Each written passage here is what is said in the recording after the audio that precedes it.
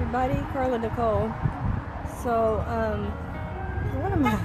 one of my friends, he posted something that just caused me to have to come on here and kind of touch base about why is the sex lives of many fading over time? Because,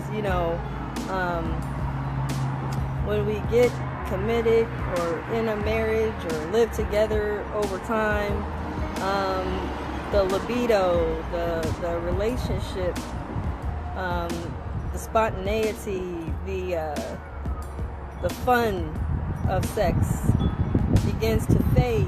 And I think it's important we talk about why is this happening.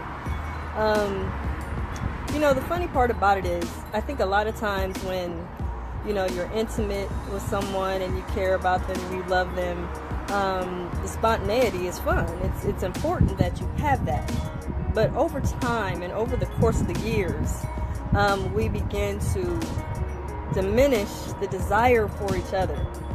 And so I wanted to just touch base on this. Hey, talent coach. I wanted to touch base on this because I think it's important that we talk about how sex lives begin to fade. When you are in a long-term relationship, be it marriage or not, we need to understand that over time you have to keep it spicy, you have to keep it spontaneous, you have to change things up. If you don't, what's going to happen is it's going to get like a chore. And I've heard many times that people say, especially married couples will say, well, sex is unfortunately the wifely duty. That's not true. You want to enjoy sex together. You want to be involved with it, that you are also receiving and giving. It's not just about, I'm giving him everything and he's taking from me. It's about giving and receiving. So ladies, if you are intimate with your husband, mate, boyfriend, boo, whatever, if you're involved with each other sexually, there is not just you giving them the sex, but there's also you receiving as well. And that is the beauty of it all. Because a lot of times I think men get the messed up end of the stick, where in society it's like, well, men get all the perks. Men get everything from the woman, gets nothing while she's sexual with him. And that is not true. If you're not, women, if you are not receiving any type of enjoyment sexually, you need to be getting yourself educated. First and foremost, if you're a woman and you're not having orgasms, you're not having enjoyable sex, you're not having desire to want to be sexual, you may want to do some research.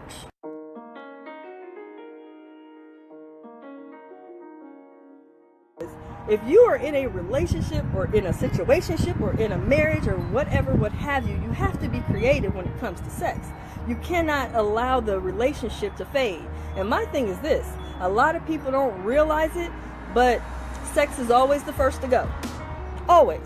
If there's issues, argument, I'm mad at him about this, she ain't do this right, I was thinking this, I was thinking that, sex is the first to go. Why is that? Why is sex the first to go? Sex should be the glue that keeps y'all tight. Even when you guys are arguing or disagreeing or not having things going the way it should be, sex should be the glue. Sex, that's the best time to have sex, because why? It's good for anxiety, it's good for stress level, it helps you psychologically, it helps you physically. Listen, there's a lot of things we need to think about when we take away the sex in a good, wholesome, decent relationship. Even if you're angry, that's the best time to try to reconnect physically, because even if you're angry here, your body is responding to being connected in a whole nother intimate way that you're not intimate with anyone else. So, end of the day, man, I'm just trying to give you guys some FYI. It's important. We cannot continue down this trend of not being intimate with our spouses, our loved ones, our men, our situationships. We're not being intimate, and something's wrong there. Why am I seeing more and more and more sexless relationships? Why are married men talking about, yeah, I'm married. You should be like, I am married, I am getting it in, I am having fun with my wife, we have so much sex, it's just ridiculous. You know, I chase her around the house. I'm not hearing that. I only heard it like out of maybe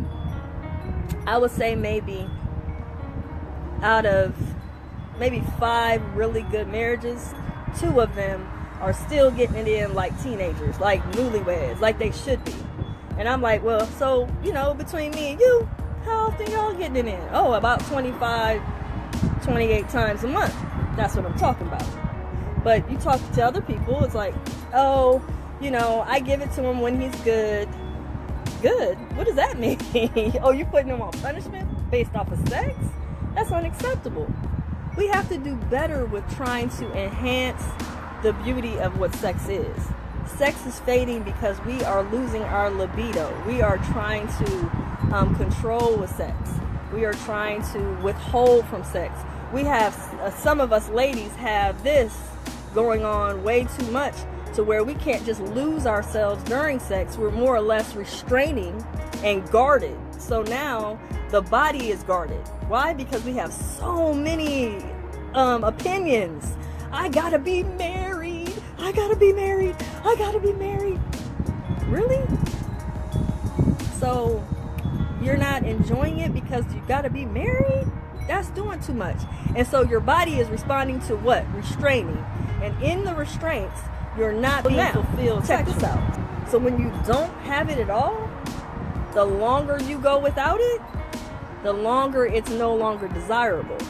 So what I'm trying to get people to understand is the libido can increase again if you would just reintroduce yourself to your mate, reintroduce yourself to your loved one, spice it up, get cute, get sexy.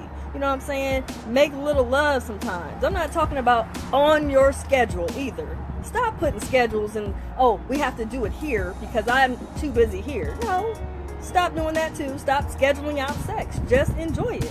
And stop taking so much time and trying to map out when and if and, well, if we're in good standing, then I'll do it. No, just let it flow, because I'm seeing a lot of dudes in relationships sexually miserable. And then I'm seeing women that are, you know, they're cool with it, but they're like, well, I mean, on a scale of 1 to 10, you know, my satisfaction with intimacy is like maybe a 4 or 5. So, like I said, ladies, educate yourself. Educate yourself about your body. Get to reading. Take some time out and read about what you can be doing, because there's, if you guys don't know, there's 4 ways for women to have orgasm. Do your research.